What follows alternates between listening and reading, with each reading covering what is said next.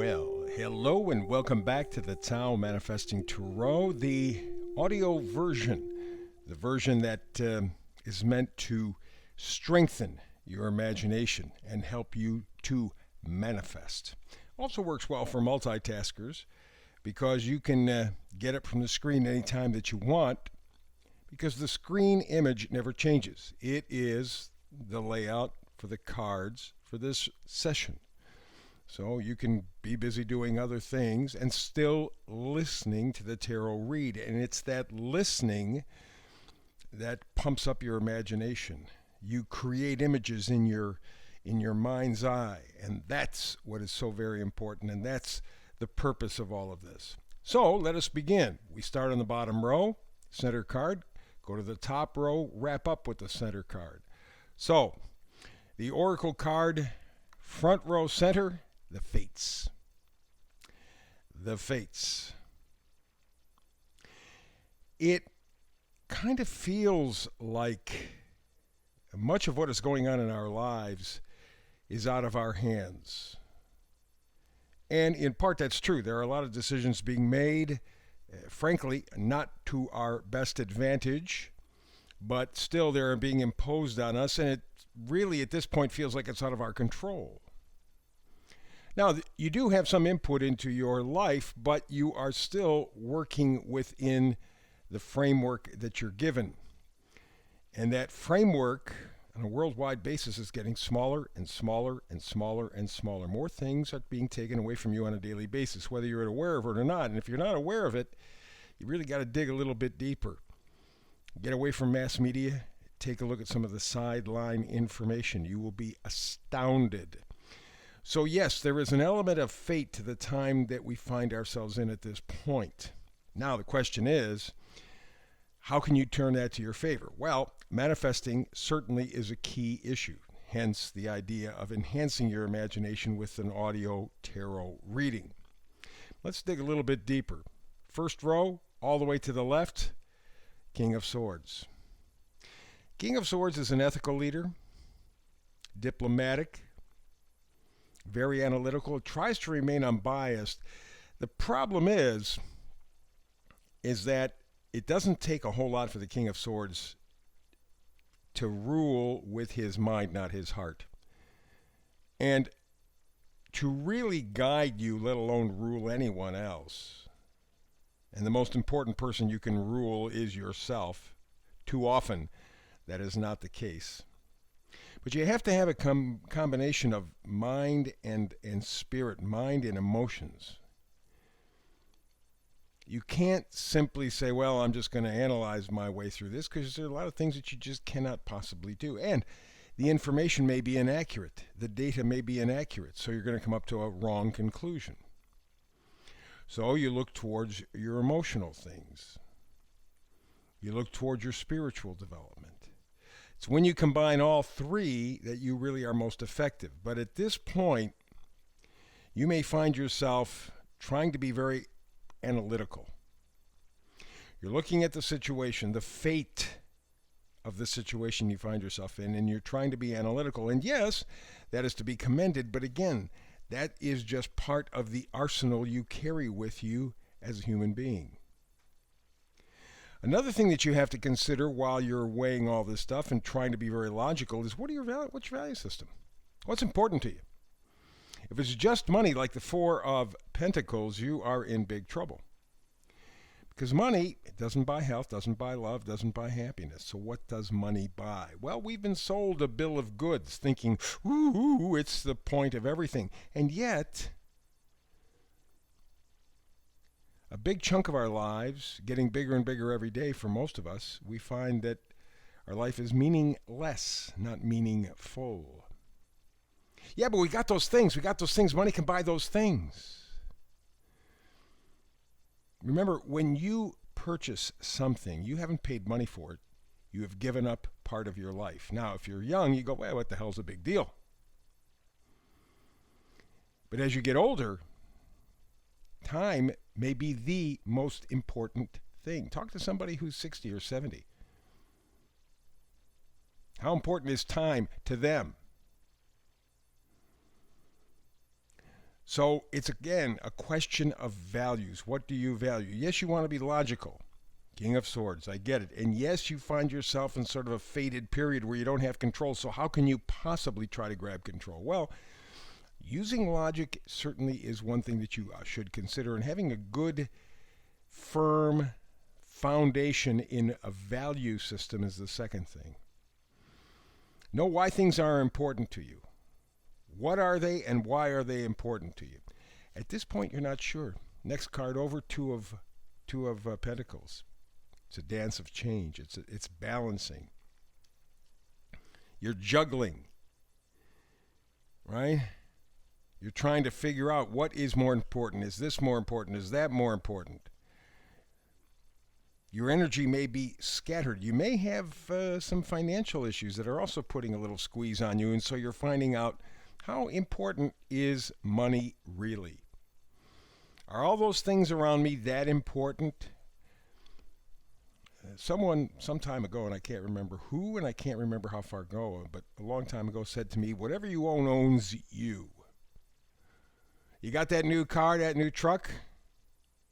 You got to keep it up. You got to get insurance for it. You got to maintain it. You got to get gasoline. You got all that stuff's getting more expensive.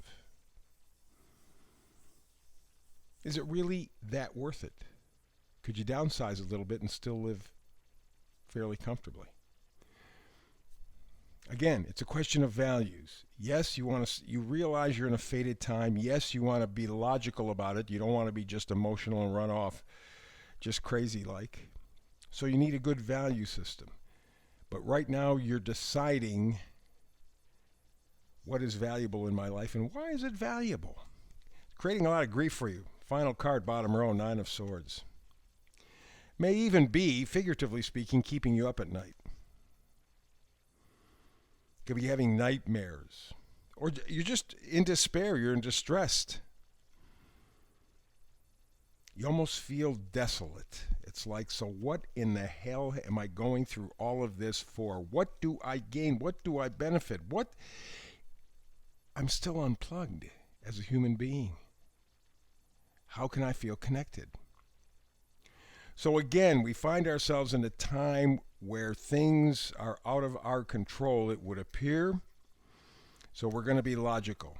We don't want to be emotional because, boy, you can go off a deep cliff on that one, right? Well, find out what's important to you and why. Make a decision about what kinds of changes you're going to make in your value system to make your life work well for you.